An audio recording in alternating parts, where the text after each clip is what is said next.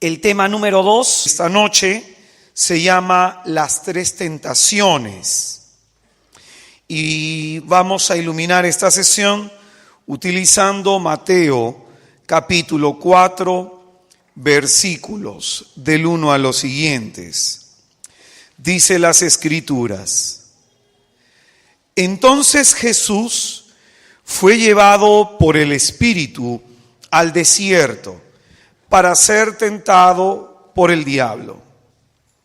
Y después de hacer un ayuno de 40 días y 40 noches, al fin sintió hambre, y acercándose el tentador le dijo: Si eres hijo de Dios, di que estas piedras se conviertan en panes. Mas él respondió: Está escrito, no solo de pan vive el hombre, sino de toda palabra que sale de la boca de Dios. Entonces el diablo le lleva consigo a la ciudad santa, le pone sobre el alero del templo y le dice: Si eres hijo de Dios, tírate abajo, porque está escrito, a sus ángeles te encomendará, y en sus manos te llevarán, para que no tropiece tu pie en piedra alguna. Jesús le dijo: También está escrito, no tentarás al Señor tu Dios. De nuevo le lleva consigo el diablo a un monte muy alto. Le muestra todos los reinos del mundo y su gloria, y le dice: Todo esto te daré si postrándote me adoras. Dícele entonces Jesús: Apártate, Satanás, porque está escrito, al Señor tu Dios adorarás y solo a Él darás culto. Entonces el diablo le deja, y he aquí que se acercaron unos ángeles y le servían. Es palabra del Señor. Hemos dicho el día de ayer que vamos a desarrollar a lo largo de esta semana todo lo que implica la sexta petición del Padre Nuestro: no nos dejes caer en tentación. Y quisiera empezar diciendo algo, que aquel que nos ha enseñado a pedir al Padre en esta oración la gracia de no caer en tentación, que aquel que nos ha enseñado a pedirle al Padre su auxilio para ser librados del malo, aquel que, como decíamos el día de ayer, nos exhorta a hacernos santa violencia por amor al reino, es el mismo que nos va a enseñar a luchar y enfrentar la seducción del maligno. Amén. Los tres evangelios sinópticos, Mateo, Marcos y Lucas, nos dan testimonio de la lucha que Jesús sostuvo en el desierto contra el diablo. El evangelio de Marcos es el primer evangelio en ser escrito y es el que sirve de fuente de inspiración para el evangelio de Mateo, que a su vez Mateo ha de inspirar a Lucas. Entonces vamos a encontrar este pasaje en estos tres sinópticos. Nosotros hemos de utilizar el texto de Mateo por la significación teológica que encontramos en él, por el contenido, por lo que nos quiere enseñar este evangelista. ¿Amén? Muy bien. Y rápidamente entonces nos vamos a estudiar el pasaje que hemos leído, porque hay mucho que decir sobre la guerra espiritual a partir de este texto. Y lo primero que encontramos en el versículo 1 en verdad debe atraer nuestra atención. Dice lo siguiente: Entonces Jesús fue llevado por el Espíritu al desierto para ser tentado por el diablo. Lo primero que nos transmiten los sinópticos, para sorpresa nuestra, es que la primera acción del Espíritu Santo, después de haber llenado a Jesucristo, en el bautizo, después de haberlo ungido al Señor, la primera acción del Espíritu Santo, ¿cuál es? Si tú te fijas bien, en el capítulo 3 del Evangelio de Mateo termina con el bautismo de nuestro Señor. Y es en ese sentido que Lucas va a decir que Jesucristo quedó lleno de Espíritu Santo. Amén. Y nos van a decir que después de que Cristo ha quedado lleno del Espíritu Santo, es llevado al desierto. Marcos nos va a decir en Marcos 1:12 que el Espíritu Santo empujó a Jesús al desierto. Entonces, esto nos tiene que atraer la atención. Ya lo explicaremos conforme vayamos avanzando en la enseñanza y conforme los siguientes días vayamos avanzando en esta cuestión. Y de pronto nos atrae la atención esto, porque el Espíritu Santo le conduce a Jesucristo al desierto. ¿Para qué le conduce? Dice las Escrituras, para ser tentado por el diablo. Con esto entonces se nos está diciendo algo que es importante y que tiene que traer nuestra atención.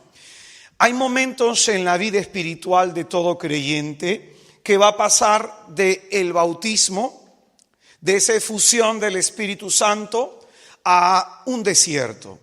Es decir, momentos de consolación en los que nos sentimos llenos, tocados por Dios, momentos de consolación en donde el Espíritu incendia nuestros corazones y nos sentimos profundísimamente amados por Dios y reconocemos como el Señor las palabras del Padre: he ahí mi Hijo amado en quien me complazco. Va a haber momentos así en nuestra vida espiritual, pero también van a haber momentos de aridez. Van a haber momentos de desierto, momentos de desolación. La vida espiritual va de un lado al otro lado, de la consolación a la desolación y de la desolación a la consolación. Así es nuestra vida espiritual. En todo caso, lo importante y lo que tenemos que decir es que esos momentos de consolación nos preparan para enfrentar nuestros desiertos. Esos momentos de llenura del Espíritu Santo nos están capacitando para enfrentar a nuestro adversario. Amén. Lo primero que tenemos que decir. Lo segundo que tenemos que decir como cuestión teológica, ¿cuál es ese significado? ¿Cuál es el significado de que el Espíritu le lleve a Jesucristo al desierto para ser tentado por el diablo? Lo primero que podemos decir es que el Señor se está solidarizando con la humanidad. ¿Qué es lo que está haciendo el Señor? Él se está solidarizando con el drama y la miseria del ser humano. Asume nuestra situación, nuestra naturaleza herida. Heridos nosotros por el pecado, estamos inclinados a hacer el mal. Amén. Entonces el Señor está asumiendo nuestra realidad, se está solidarizando con nosotros, con nuestra naturaleza herida. Y de pronto, ¿cómo ha de levantar el Señor al hombre que ha caído tras el primer pecado? ¿Cómo ha de levantarlo? Las tentaciones del desierto nos dan esa respuesta. El día de ayer hablábamos nosotros que tras la primera caída nosotros hemos quedado heridos interiormente y decíamos desde la carta de Santiago que cada uno de nosotros somos arrastrados por el propio mal que hay en nuestro interior. Amén. Entonces Jesucristo en el desierto se solidariza con nosotros para que, enfrentando a Satanás, pueda levantar al hombre y su naturaleza caída. En Hebreos capítulo 2, versículo 18, Hebreos capítulo 2, versículo 18, dice: pues habiendo pasado él la prueba del sufrimiento, puede ayudar a los que le están pasando. El Señor ha decidido experimentar en su naturaleza humana la tentación, pero no de la misma manera como la enfrentamos nosotros, porque a nosotros la tentación nos proviene desde adentro, por nuestra propia naturaleza herida. Amén. Decíamos esto el día de ayer, pero el Señor no tiene pecado. Entonces su naturaleza no está herida, su humanidad no está herida como la nuestra. El Señor, la tentación a Él le viene desde afuera, como también explicamos el día de ayer. El Señor en ese sentido decide experimentar la tentación, enfrentarla y vencerla para darnos a nosotros los medios para que también la podamos enfrentar y vencer en su nombre. Amén. La victoria de Cristo entonces en el desierto se va a volver la victoria nuestra en medio de nuestros desiertos. Amén. Jesucristo vence para hacernos a nosotros vencedores, como ha de decir Romanos 8:37, que en Cristo somos más que vencedores. Romanos 8:37. Entonces, el Señor asume nuestra debilidad, el Señor asume la fragilidad de nuestra humanidad y nos invita a observar qué es lo que tenemos que hacer en medio de la tentación. Aquel que nos dice en Juan capítulo 14, versículo 6, Juan 14, 6, yo soy el camino, la verdad y la vida, se hace en este momento en el desierto camino para nosotros. ¿Qué significa eso? Jesucristo, al hacerse camino, se hace modelo a seguir. Amén. Esto es importantísimo. De Juan 14, 6 entendemos que el mismo Señor nos dice, yo soy el camino. Y con eso el Señor nos está diciendo que Él es el modelo a seguir. El Hijo de Dios se hizo hombre para enseñarnos a nosotros los hombres cómo vivir como hijos de Dios. ¿De acuerdo hasta acá? Entonces el Señor nos va a enseñar a través de este pasaje a combatir la soberbia, a combatir la avaricia, a combatir la envidia, la ira, la lujuria, la gula y la pereza, los 7 pecados capitales. De pronto, si quieres saber al respecto, hemos dado un cursito y lo puedes pedir al final. Saben, pueden pedir esos temas al final. Se llaman pecados capitales, nada más digo esto, porque generan otros. Y por eso es importante que entiendas cada uno de estos pecados capitales, qué es lo que generan y cómo enfrentarlos. Hay un curso que hemos dado este año al respecto, por eso no me voy a detener mucho en esta cuestión. Pero el Señor nos enseña, en resumen, a combatir las inclinaciones propias de nuestra realidad herida por el pecado, de nuestra naturaleza herida por el pecado. El Señor de pronto nos va a decir San Pablo que todo lo podemos en aquel que nos fortalece, porque, como repito, la victoria de Cristo se hace también nuestra victoria en este momento. Amén. Muy bien. Ahora, es importante decir que el Señor no es tentado, repito, como lo somos nosotros. Eso queda claro, ¿cierto? Él es tentado desde afuera, nosotros somos tentados desde adentro. Pues bien, vamos al versículo 2 de este texto de Mateo. Dice, y después de hacer un ayuno de 40 días y 40 noches, al fin sintió hambre. Dos cosas que decir de este versículo. La primera es que se nos habla del ayuno. El Señor mismo nos va a enseñar versículos, capítulos más adelante, en Mateo 6, del 1 al 18, que hay 3 prácticas, 3 obras buenas, que por su práctica tienen la virtud de hacer justo al hombre. Se nos va a hablar de la limosna, de la oración y del ayuno. Amén.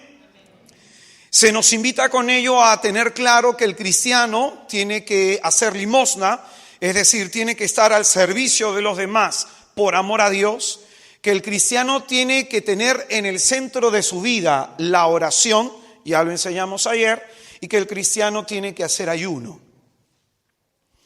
Un día una hermana de nuestra comunidad, cuando yo era responsable de Hijos de Sión, a los hermanos les pedía que hicieran ayuno los días viernes. Me imagino que todavía seguirá la norma, me imagino, ya preguntaré. Y el ayuno terminaba cuando terminaba la asamblea. Nuestra asamblea acababa a las 10:30, 11 de la noche, y es ahora todos corriendo salchifa. Conversábamos y compartíamos con los hermanos, pero más que una cuestión de comer, era un tiempo de fraternizar con ellos.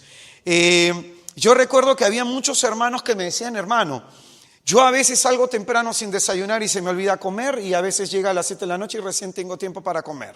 Y no me siento mal, pero cuando llegue el día que tengo que ayunar, tengo 30,000 excusas para no hacerlo. 30,000 excusas para no hacerlo. Y algunos hermanos, yo recuerdo que me mandaban mensajes de texto diciendo: hermano, ¿puedo comer una galletita? Y hay varios que me pedían licencia, levantarles la licencia, darles una licencia para que no ayudaran, levantarles la penitencia que nos habíamos nosotros impuesto. Qué importante es que entendamos eso. Un día una hermana agarró de esos que no quieren ayunar y fíjate, utilizó incluso las escrituras para decirme que no iba a ayunar. Me dijo: hermano, la palabra de Dios dice a través del profeta Isaías, y cuando ella me citó Isaías, yo inmediatamente sabía de qué pasaje me iba a decir. Agarró y me dijo: sí, ya sé, de que el Señor quiere un ayuno de caridad, que el Señor quiere un ayuno en que nos esforcemos por las personas. Ok, pero Jesucristo no niega el ayunar. Eso lo dice porque el pueblo puede simplemente caer en el simplemente gesto religioso de dejar de comer, pero no se entiende con qué fin se deja de comer. Entonces, las tres obras buenas, que es la limosna, que es la oración y que es el ayuno, tienen la capacidad de santificar, de hacer justo, de perfeccionar la vida espiritual del cristiano. Amén. Lo primero entonces que tenemos que resaltar es esto. Encontramos a Jesucristo ayunando. Y acá, con el perdón de algunas personas, yo comparto con algunos hermanos religiosos, y un día estaba conversando con uno de ellos y era viernes y me invitaron a la mesa. Y bueno, yo me senté con ellos y no comí, estaba compartiendo simplemente con ellos, y ellos me preguntaron: hermano, ¿y usted por qué no come? Porque el Señor nos pide ayunar, y más aún en los días de pasión. Y ellos me dijeron: sí, pero también la palabra dice que los amigos del novio no pueden ayudar. Sí, pero la palabra dice que no pueden ayudar mientras el novio esté con ellos. Hasta que el novio sea llevado, ahí tendrán otra vez que ayunar. Y el punto es, escucha bien, que esto es importantísimo. Tenemos 30,000 excusas para decir no al ayuno. Tenemos 30,000 excusas. Y lo primero que tenemos que entender es que el mismo Señor nos dice que al que practica la limosna, que al que hace oración, que al que hace ayuno, el Padre que ve en lo secreto le recompensará. Entonces muchos perdemos de vista esto, que es algo querido por Dios y que hay una recompensa por su práctica. Amén. ¿Cuál es esa recompensa? El ayuno sirve en primer lugar para dominar la voluntad. ¿Para qué sirve el ayuno? ¿Para qué sirve el ayuno? Sirve entonces para dominar el querer de mi corazón, las apetencias de mi carne. Amén.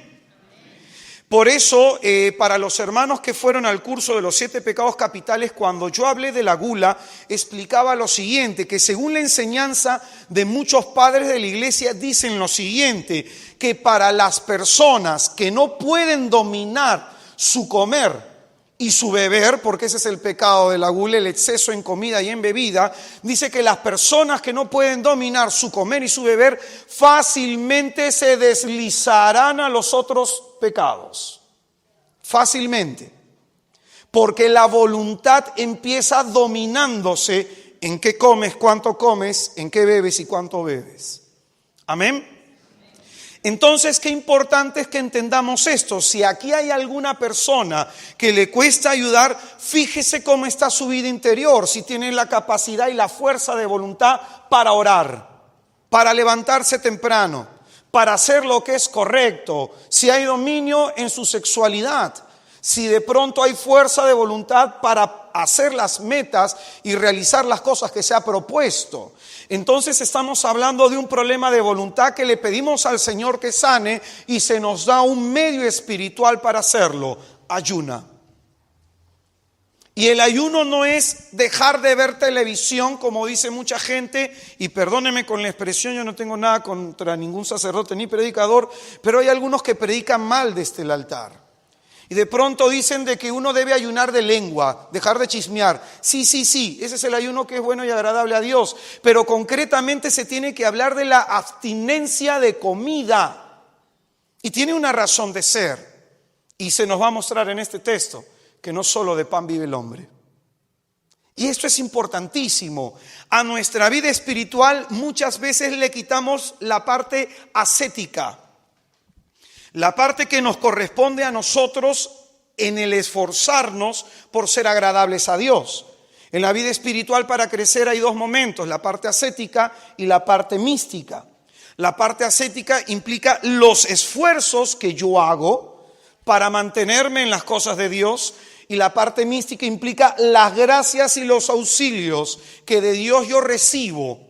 Y el Señor nos dice que cuando el Padre vea tu limosna, que cuando el Padre vea tu oración y cuando el Padre vea tu ayuno, ¿qué va a hacer el Padre? Pero si no hay limosna, si no hay oración y si no hay ayuno, no hay recompensa. Amén.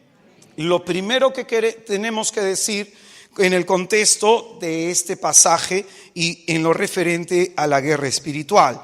En segundo lugar, lo que hay que decir del ayuno, que el ayuno no solamente va a perfeccionar nuestra voluntad, sino que el ayuno va a servir como medio de expiación, de purificación, como una ofrenda que va a permitir que nuestra alma quede más sensible a las cosas de Dios. El ayuno va a provocar esto, que nuestra alma quede más sensible a la voz de Dios. Ahora, hay gente que me dice, hermano, pues si yo tomo pastillas para ayunar, ok, pan y agua. ¿Y el pan que no te gusta? Pan y agua. Pero si le echo mantequillita con un tecito, no ayunes pues. Pero si vas a hacer las cosas, hazlas. Hay mucha gente que me dice, hermano, pero yo esto, yo lo otro. Hermano, a pan y agua. Entonces, el ayuno, en segundo momento, estamos diciendo que va a perfeccionar nuestra voluntad. La va a perfeccionar y va a dejar nuestra alma dispuesta y sensible a la voz de Dios. Hay mucha gente que me dice, hermano, yo no escucho a Dios, yo no sé cómo Dios habla, yo no me doy cuenta cuando Dios me está hablando. Y de pronto es porque nuestra alma está tan atada y tan amarrada a las cosas terrenales que le cuesta elevarse a las alturas y entrar en contemplación. Hermano, el ser humano ha sido creado para la contemplación de Dios. Realidad que se ha destruido a partir del primer pecado y que con esfuerzo y por auxilio de la gracia podemos nosotros recuperar. Nunca te olvides de eso. Ha sido creado para la plena comunión con Dios. Cada uno de nosotros entonces está llamado a luchar contra su carne. Esta primera tentación nos va a presentar esto.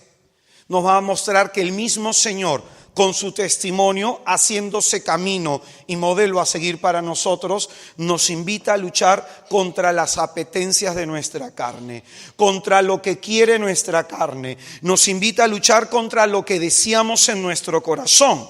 Amén. Y esto por una cuestión específica. Gálatas capítulo 5,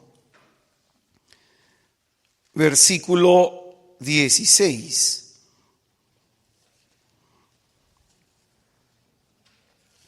Dice las Escrituras: os digo esto, proceded según el Espíritu y no deis satisfacción a las apetencias de la carne. Pues la carne tiene apetencias contrarias al Espíritu y el Espíritu contrarias a la carne, como que son entre sí tan opuestos que no hacéis lo que queréis. Entonces fíjate, el hacer lo que queremos. Libre no es la persona que hace lo que le da la gana, libre es aquella persona que hace lo que debe. Siempre hay que entender la libertad no como libertinaje, sino como el hacer lo que es correcto. Y de pronto va a decir las Escrituras que nosotros tenemos que proceder según las mociones del Espíritu. El Señor le va a decir a Pedro que cuando él era joven iba a donde quería, pero cuando llegue a viejo, otro le amarrará la cintura y le llevará a donde no quiera. Y la madurez espiritual consiste justamente en eso, en dejar que el Señor me mueva.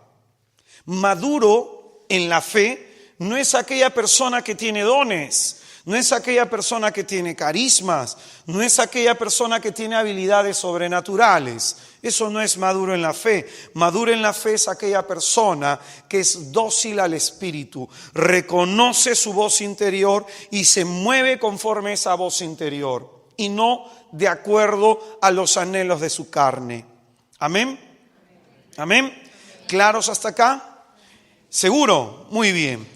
Entonces se nos va a decir también en ese contexto, en el versículo 19 de Gálatas 5, ahora bien, las obras de la carne son conocidas: fornicación, impureza, libertinaje, idolatría, hechicería, odios, discordia, celos, iras, ambiciones, divisiones, rivalidades, borracheras, comilonas y cosas semejantes, sobre las cuales os prevengo, que quienes hacen tales cosas no heredarán el reino de Dios.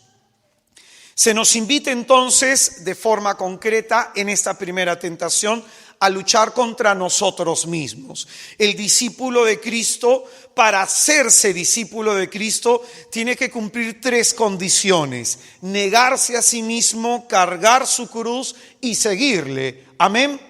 Si una de estas 3 condiciones falta, no se es discípulo del Señor. Se será algo parecido, simpatizante, seguidor, mas no discípulo. Una característica de los discípulos del Señor es, como nos va a decir el Evangelio de Lucas, dejándolo todo, lo siguieron. Lo primero entonces que tiene que hacer el discípulo es morir a sí mismo. Si el grano de trigo no muere, no da fruto, nos dirá el Señor en el Evangelio de Juan. Y de pronto el Señor quiere que luchemos contra nuestra carne. Amén. Y la lucha contra nuestra carne se hace desde el ayuno. Desde el ayuno. ¿Claros hasta acá, hermanos? Muy bien. En Santiago 1:13 decíamos que cada uno de nosotros, en Santiago 1:13 decíamos que cada uno de nosotros somos arrastrados y seducidos por nuestros propios malos deseos, o como enseña la teología, la concupiscencia. Somos arrastrados por nuestros malos deseos. Y por eso, para tener fuerza y no dejarnos arrastrar, necesitamos enfrentarnos contra nosotros mismos. Y el medio es el ayuno. Amén. ¿Claros hasta acá? Muy bien, el texto también de Mateo nos va a decir, al igual que Lucas, ¿cuántos días ayunó el Señor? Alguien me dijo, hermano, debo ayunar 40 días solo si tienes la misión del Señor. Y no la tienes, ¿no? Yo pienso que un día a la semana, en algunas personas que tengan una vida más profunda, 2 días a la semana sin comida, estaría bastante bien. El Señor ayuna 40 días. Esto tiene un significado bastante simbólico. Dice, y después de hacer un ayuno de 40 días y 40 noches, al fin sintió hambre. Jesús en el desierto está deshaciendo todo lo hecho por la humanidad hasta ese momento. Esto es importantísimo. El Señor en el desierto está deshaciendo todo lo hecho por la humanidad en este momento. El primer pecado, ¿cuál fue? ¿Cuál fue? En Génesis 3:5, el diablo le dice a la mujer, en representación de toda la humanidad, el diablo le dice a la mujer que si coméis de ese fruto seréis como dioses. Mira el fondo de la desobediencia. El fondo del pecado de la desobediencia es este. Por si acaso se cae en la desobediencia cuando hay orgullo y cuando hay soberbia.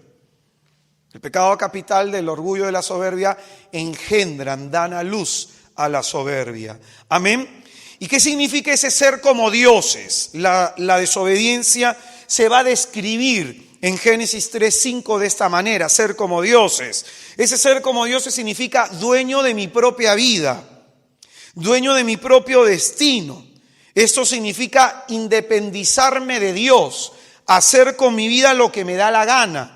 Y de pronto, escúchame bien, las personas que dicen yo creo en Dios a mi manera, en el fondo están diciendo esto: yo creo en lo que me da la gana.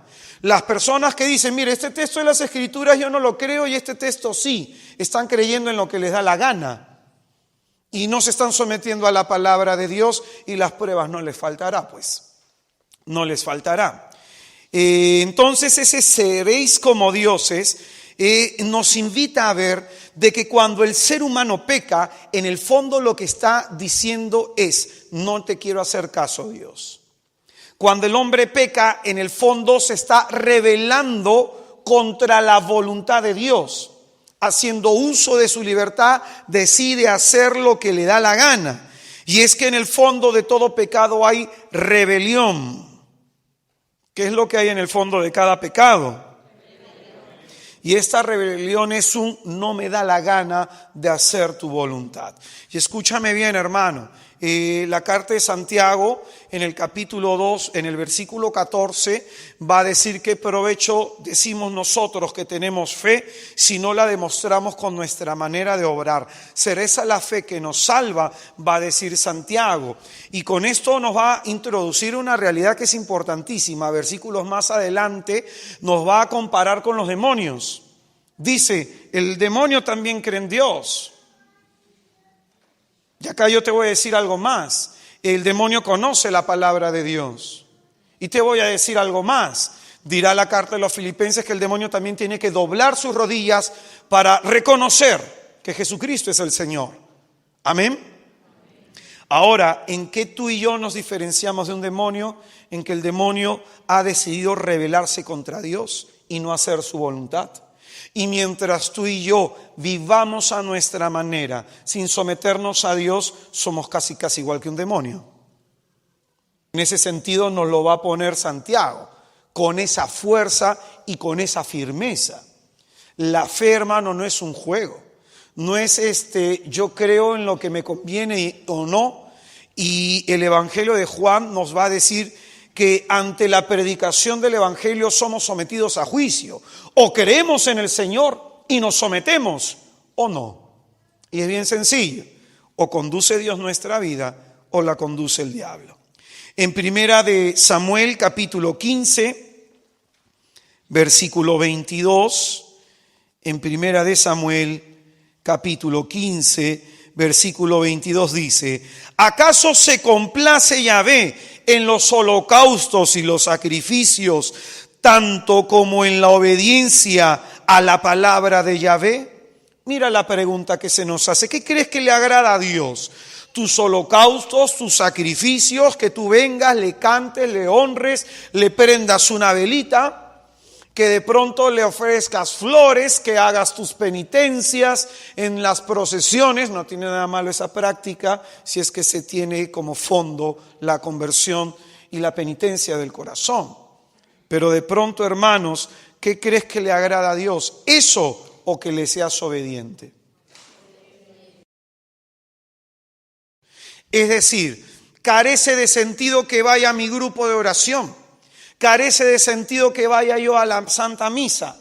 Carece de sentido de que haga apostolado si la intención de mi corazón no es día a día someterme a la voluntad de Dios. Va a decir a continuación: mejor es obedecer que sacrificios. Mejor es la docilidad que la grasa de carneros. Como pecado de hechicería es la rebeldía. Terrible pecado desde Dios. El pecado de la desobediencia es un pecado terrible visto desde Dios. Y la desobediencia de pronto implicaría saber lo que Dios quiere de mí y no hacerlo. ¿Cómo quiere Dios que actúes como padre? ¿Cómo quiere Dios que actúes como trabajador? ¿Cómo quiere Dios que te comportes como esposo, como esposa? ¿Cómo quiere Dios que te comportes en tu comunidad? Tú y yo sabemos qué es lo que quiere Dios. El punto es si lo hacemos. Y va a decir: como pecado de hechicería es la rebeldía. Amén. Esto también entonces, esta rebeldía, esta rebelión, de pronto nos va a hablar de un pueblo que se rebeló a Dios en el desierto por 40 años. Amén. Esto también entonces nos habla del pueblo que se le rebela en el desierto a Dios y que anduvo 40 años con esa actitud. Deuteronomio capítulo 8, versículo 2. Deuteronomio 8:2. Acuérdate de todo el camino que Yahvé tu Dios te ha hecho recorrer durante 40 años en el desierto. Ahora escucha bien, ¿por qué el Señor los tuvo 40 años en el desierto? Para humillarte, para probarte y para conocer lo que hay en tu corazón. Yo te voy a explicar lo siguiente, que esto es importantísimo. Si tú lees bien el contexto del Éxodo, en donde el Señor revela su nombre y le revela a Moisés su misión, vas a encontrar algo que es importantísimo. El Señor le va a decir a Moisés que Él le va a decir al faraón que van a ir 4 días al desierto a darle honra a Dios. El Señor no determinó que iban a estar 40 años. Pero ¿por qué pasaron 40 años? Para que tú me entiendas, lo explico de una manera sencilla. Dios quiere prepararse un pueblo que le dé gloria, honra y honor, y lo primero que hace es trabajar en el corazón de ese pueblo. Amén. Entonces el Señor en el desierto está trabajando en el corazón del pueblo hebreo. Entonces el Señor mira al pueblo y dice, bueno, ya están casi preparados para entrar al desierto. Porque más o menos de Egipto a la tierra prometida, algunas personas dicen que 2 semanas a pie. 2 semanas. Lo que significa que si anduvieron 40 años es que dieron vueltas, y dieron vueltas, y dieron vueltas. ¿Por qué? Porque Dios veía que aún no estaban preparados para entrar en bendición. Y como aún no estaban preparadas, un día más en el desierto, otro día más. Y de pronto Dios decía, muy bien, yo ya creo que están preparados, están a punto, y otra vez se rebelan contra Dios y dice, un añito más. Y de pronto dice, bueno, este año yo pienso que ya están preparados y otra vez se rebelan, otro añito más. Y entonces, fíjate, ellos fueron aplazando el tiempo en el que el Señor quería introducirlos en la tierra prometida. No es que Dios quisiera 40 años, sino que la dureza de su corazón exigía que pasaran esa situación. Mira el terrible caso de la desobediencia. 10 veces se quejaron, va a decir las Escrituras, y mira el Señor por qué los mantenía en el desierto. Para humillarte, humillar la soberbia que hay en el corazón del hombre, humillar y doblegar toda tribulación, toda desgracia que te viene, crisis conyugal, crisis familiar, crisis económica, crisis interior en tu vida de fe. Todo es con una intención, doblegar nuestra soberbia y esa inclinación a la independencia que todos tenemos. Amén. ¿Claros hasta acá? Entonces dice, para humillarte, para probarte y para conocer lo que había en tu corazón, y escucha bien, si es que ibas a guardar sus mandamientos. Si es que ibas a guardar los mandamientos del Señor. Amén. Entonces, en donde Dios probó 40 años. Dios probó 40 años el corazón de su pueblo. Lo probó 40 años. Y esto lo decimos porque ante la primera tentación, el Señor va a citar Deuteronomio 8:3, un pasaje a continuación del que he leído. El Señor, cuando el diablo le tienta, vamos a leer primero la forma como el diablo tienta al Señor, le va a decir, y acercándose el tentador le dijo, si eres hijo de Dios, di estas piedras que se conviertan en panes. Mas él respondió, está escrito, no solo de pan vive el hombre, sino que el hombre vive de toda palabra que sale de la boca de Dios.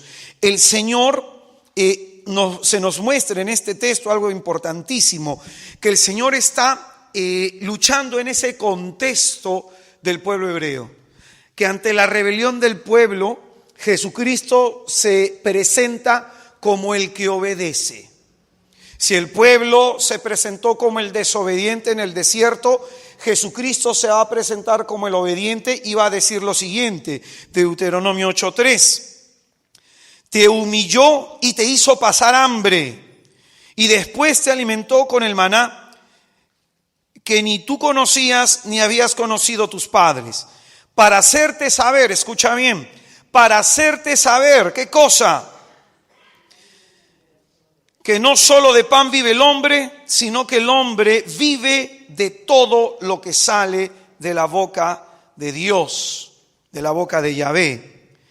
Pues bien, el desierto cumple un fin, hacer saber al hombre que el hombre debe vivir de acuerdo a la palabra de Dios. Amén. Nuestras tribulaciones, nuestras estadías en el desierto, nuestras épocas de aridez, nuestras épocas de tribulación cumplen un fin: hacernos saber de parte de Dios que debemos vivir conforme a la palabra de Dios. Se nos va a exigir fidelidad en medio del desierto. Amén.